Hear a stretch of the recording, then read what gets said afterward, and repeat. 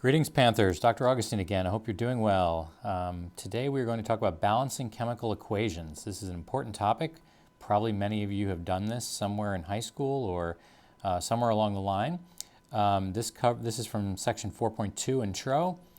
And I'm going to start this discussion by explaining the logic behind why we have to balance equations. It has to do with the conservation of mass. Once you understand that, it sort of makes more sense why we have to go through all this trouble to balance equations. And then what we're going to do on the back end here is we're going to show a systematic approach for balancing equations. I wished I had learned this back when I was in college. I spent probably 15 years messing around trying to get equations to balance until I finally stumbled across a book that did a decent job of explaining how to systematically approach balancing equations. And if you do this, it's going to make your life a whole lot easier. It'll be much quicker to balance equations and they won't seem as tricky as before. And then I'm going to show you a trick for solving some more complex oxidation reactions in particular, because oxidation reactions tend to be a little bit tricky. Finally, if you want extra practice, I've got two great resources for you. Jefferson Lab has a thing called element balancing, a thing called the Balancing Act, and you can choose from easy, medium, or hard equations to balance, and you can set how many you want to do, if you want to do 5 or 10. And then our friends at University of Colorado have a great PhET simulation on balancing chemical equations. So if you want extra practice, I recommend both of these resources to you. Okay, so let's talk a little bit about the logic behind why we have to balance equations. And let's start with a really simple equation. Let's start with something like this. H2 gas plus O2 gas yields H2O gas. Okay, so this is the production of water from hydrogen and oxygen. Now I know if you've seen this before, you'd say, well, that's not balanced, you're not allowed to do that. But let's get an understanding why we can't do that from a mass balance standpoint. So we know that the mass of hydrogen is 1.008, let's say 1 AMU. There's 2 of them, so this hydrogen is going to be approximately 2 AMUs. And the mass of oxygen is 16 from the periodic table. There's 2 of them, so that's going to be approximately 32 AMUs. And the water is actually going to be 16 plus 2, so this is approximately 18 AMUs. So an important concept to keep in mind is when you see this arrow in an equation, that's like an equal sign in math. Okay, you're saying that the stuff on the left side of the equation is equal to the stuff on the right side. So these are called the reactants, and these are called the products. And one of our fundamental ideas is that arrow is saying that the reactants and products are equal to one another, just like in a math equation. Okay, but we know if we take a look at this, that's 34 AMUs, and this is not equal to 18 AMUs. What have we done? Somehow we have destroyed matter. We've gotten rid of a bunch of mass somehow. And the principle of the conservation of mass is you can neither create nor destroy matter. So we can't go from 34 AMUs to 18 AMUs. Some of that mass had to go somewhere. It's impossible to just disappear. That's what, if we left this equation as it is, we would be saying that somehow we just magically got rid of 16 AMUs, which we're not allowed to do. All of you are nice people. None of you are gods. I'm not God. We can't create or destroy matter. So this is not a possibility. So how do we deal with this? Well, the way we deal with this is by balancing the equation. We need to get the number of hydrogens and oxygens the same on both sides of the equation. So we notice we have 2 hydrogens on this side of the equation. We have 2 hydrogens on this side of the equation. That looks good. We have 2 oxygens on this side of the equation and only 1 oxygen on this side of the equation. So our way with dealing with that is putting a 2 out in front of the H2O. Now I have 2 oxygens, but now I have 4 hydrogens, so I need to put a 2 out in front of the H2 in order to balance it. So if we do our counting, we have 4 hydrogens now, 2 oxygens on this side, and we have 4 hydrogens and 2 oxygens on this side. If we want to go back to our same mass analysis, now we have 4 AMUs plus 32 AMUs, or in other words, this is 36 AMUs. And on this side, we also have 4 AMUs plus 32 AMUs, or 36 AMUs. And now these are equal to one another. We have the same mass on each side. We haven't created or destroyed matter by going from the reactant side to the product side. So a balanced equation, let's summarize. A balanced equation tells us a couple of things. The first thing it tells us is a mass balance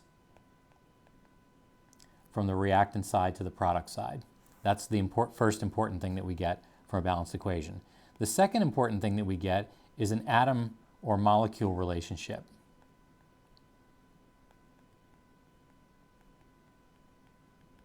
What do I mean by that? In this example I've been giving you, I could write this from a molecular standpoint. 2 hydrogen molecules plus 1 oxygen molecule yields 2 water molecules. So that would be an atomic molecular picture of what's happening. 2 hydrogen molecules plus 1 oxygen molecule forms 2 new molecules, but they're 2 water molecules. We haven't created or destroyed any atoms, we've just rearranged how they're bonded together. And the third thing we get from a balanced chemical equation is we get the mole relationship between reactants and products. And what do I mean by that? What I mean by this is the way we can read this is 2 molecules of hydrogen plus 1 molecule of oxygen yields 2 molecules of water. 2 molecules plus 1 yields 2. Or we can also read this as 2 moles of hydrogen plus 1 mole of oxygen yields 2 moles of water. So this balanced equation becomes a really important tool. Not only do we get mass balance, we also have the atom-molecule relationship, and we also have a mole relationship. So that 2 out front tells us the number of moles of hydrogen, oxygen, and water that we have. All right, so let's take a look at actually balancing some equations and coming up with a systematic way of doing this. So what we're going to do is take a look at just a generic equation. This does not mean boron and carbon. This just means ABC. So these are like variables, okay? So I've got some compound A2. I've got another one, BC4, reacts the arrow to form A2B3 plus C2. And the second example I have O2, which this will mean oxygen, plus some compound X4Y10 yields Y2O plus X2O3. Okay? So we got these 2 different reactions here.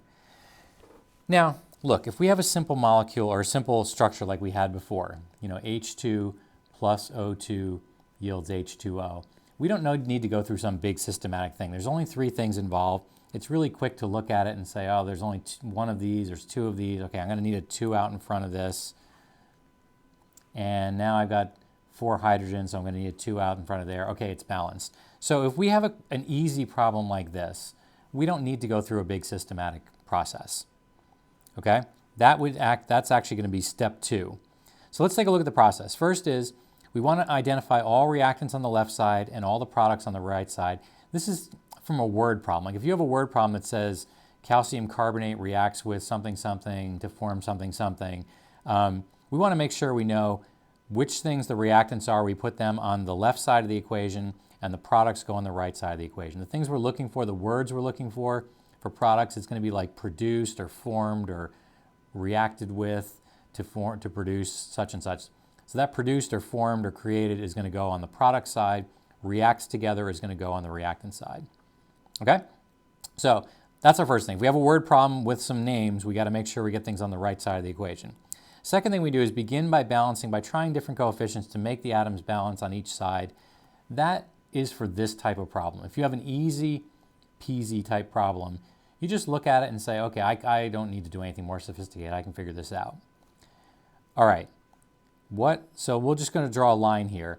If we have things above this line, this is pretty easy. Now, what I want to get to the systematic part is, what happens if we can't just look at it by inspection and figure out how to balance this equation? So what I want to do is I want to look for elements that appear only once on each side of the equation with the same number of atoms on each side. Let's take a look at this first problem. So I want to look at this problem and say, do I see any that only occur once on the reactant and product side? And the answer to that is yes, I do. In fact, all of them are like that. A only appears once, B only appears once, and C only appears once. But the second part of this is with the same number of atoms on each side. So that is only A. A is the only one that fits that category. There's two A's on each side of the reaction. B has 1 on this side and 3 on this side, and C has 4 on this side and 2 on this side. So the reason why I have you identify this is because if you see this taking place, this case where there's the same number, these must have the same coefficient when you balance it. After you balance this equation, these have to have the same coefficient. In other words, if I do something to this one, I'm going to have to immediately do it to this one. So really you're just identifying, if you see this scenario in there, you're able to quickly make sure that you're taking that into account. Okay? So I'm going to rewrite this equation in a little bit bigger form so I can edit it over here. So we're going to say A2 plus BC4 yields A2B3 plus C2. Okay, and I'm trying to find out the coefficients for here. So I've already identified this first one. I'm saying I've got the same coefficient out in front of these and they only occur once. If I have to do something to this slot right here, I'm going to have to do something to this slot right here. So now my next step is to say I want to look for elements that only appear once, but in unequal numbers. All right, in that case, that would be B, or C falls into that category. So you want to balance these before any atoms that occur which 2 or more compounds. Okay, so right now in this particular example, there's none that occur in 2 or more compounds on the say the reactant side or the product side. But the next one has an example where it does occur with more than one place. Okay, so we can either tackle the B or the C. It doesn't matter. So I'll do B for lack of any great reason. I see a 3 here, so there's going to need to be a 3 out front. And now I've got 12 carbons, and so I'm going to need a 6 right here. And then it's just a good habit to check, like just double check. A, I've got 2. B, I've got 3. C, I've got 12. This is on the reactant side, and on the product side, A, I have 2. B, I have 3. And C, I have 12. Okay, this equation is balanced now. So if I put a 3 out in front of here and a 6 out in front of here, now I have a balanced equation for this generic reaction that I've written. Okay, so what we've done here is we've looked to see if one only occurs once on each side of the equation. If it does, we know we have to change the coefficient. Well, I didn't have to change this one, so this is going to stay 1. But if I had to put a 2 there, that would become a 2. Then I want to look for elements that occur once on each side of the equation, but in unequal numbers. Either B or C fits this category. I want to balance these before attempting atoms that occur in 2 or more compounds. Okay, that's not relevant for this one, but as you're going to see, it is relevant for this one. So let's take a look at this second one. And I want to point out that this actually occurs quite a bit. So this is not exactly a combustion reaction. We talked about combustion reactions earlier, but remember they have a form that looks sort of like this, CHHYOZ plus O2 yields CO2 plus H2O. This is a really common type of reaction. Remember, we have some organic material plus oxygen yields CO2 plus water.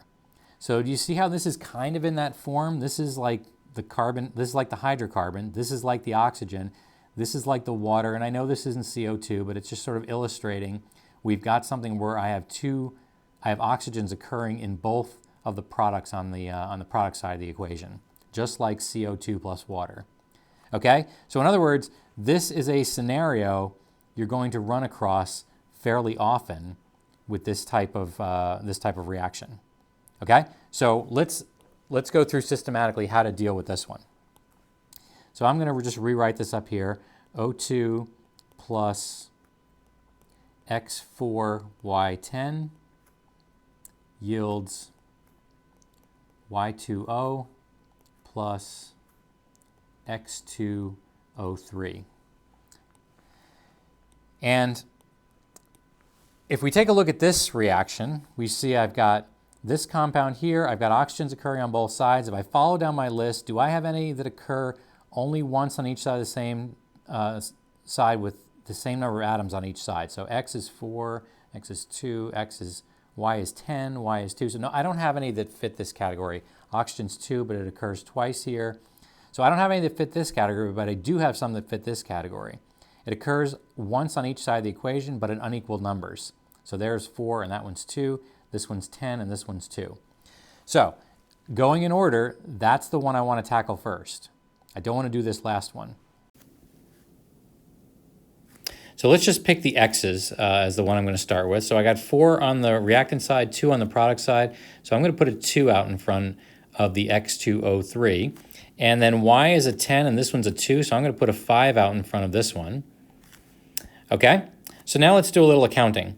So X, we have 4 on the reactant side. Y, we have 10 on the product side. And O, we have 2 on the reactant side. And on the product side, X, we have 4. Y, we have 10, and O, we have 5 times 1 is 5, plus 2 times 3 is 6. So we have 11 oxygens on the product side. Okay, so here's where we get to this last one. Last, balance elements that appear in 2 or more formulas on the same side of the equation. So here, the same side of the equation, oxygen occurs twice, and now we've got everything balanced except the oxygens. Okay, if this was an even number, this would be easy, right? If this was a 12, I would just put a 6 here. If this was a 10, I put a 5 here because I got a pair of oxygens. 5 times 2 would be 10. 6 times 2 would be 12. So any even number, this turns out to be an easy problem. But I purposely chose one that has an odd number. This has 11, and we've got 2 over here, so it's going to be a little bit trickier to do this. So here's why I have this weird picture of sneakers. I know you may have been wondering why these things were up here. So let's think about this oxygen here. This is a pair of oxygens, okay? Just like a pair of shoes. Now, let's just think with me for a second. What if I had a half a pair of shoes? How many shoes would I have? So if I have a pair of shoes, you know that I have 2 shoes. If I have a half a pair of shoes, I only have 1 shoe, right? What if I have 3 pairs of shoes, but I only have half of those? How many shoes do I have? I have 3 shoes, right? If I have 5 pairs of shoes, but I only have half my shoes, then I have 5 shoes. So over here, I have a pair of oxygens. This is O2, right? It's a pair of oxygens. I need 11 atoms. So if you run into this situation where we have an odd number on this side and a pair on the other side, you could just take 11 halves oxygens and you've got a balanced equation now. Okay? 11 half pairs of oxygens are 11 oxygens, and then it's actually balanced. Now, as you know, we don't really like to leave fractions in the equation, but technically it's balanced at this point. So what can we do to clear this up or to get rid of this half number? What we can do is we can multiply the entire equation through by 2. So this number will become 11, this number will become 2, this will become 10, and this will become 4. So let's do a quick double check then on this side. So now my x's are 4 times 2 is 8, y is 10 times 2 is 20, and O is 11 times 2 is 22. And on the product side, x is 4 times 2 is 8, y is 2 times 10, which is 20, and oxygen is 10 plus 12, which is 22. Okay, so now I have balanced this equation with 11, 2, 10, and 4. So let's quickly recap what we've done here. I've cleaned up all this mess that I made, and if you have a simple equation like the water equation, you can just look at the elements, compounds, and figure it out. If we have an intermediate to advanced problem, we want to follow a system. The first one is we look at the equation, see if it occurs only once with the same coefficient, with the same subscript. You know if you have to change that one, you're going to have to change that one. Then you want to look for elements that only occur once on each side of the equation, balance those, balance all of those. And then the last one you want to look for is the element that appears in 2 or more formulas on the same side of the equation. So something like oxygen here occurs in 2 compounds on the product side, 1 on the reactant side. And then the last thing we can remember is our little trick here with a pair of shoes. If we have a half a pair of shoes, we have one shoe. If we have 3 halves pairs of shoes, we have 3 shoes. If we have 11 halves oxygens, we have 11 oxygens. Okay? So using those tricks, you can balance most equations. Some of them get more complicated than that, but this will get you through a lot of the balancing equation problems. All right, thanks for watching.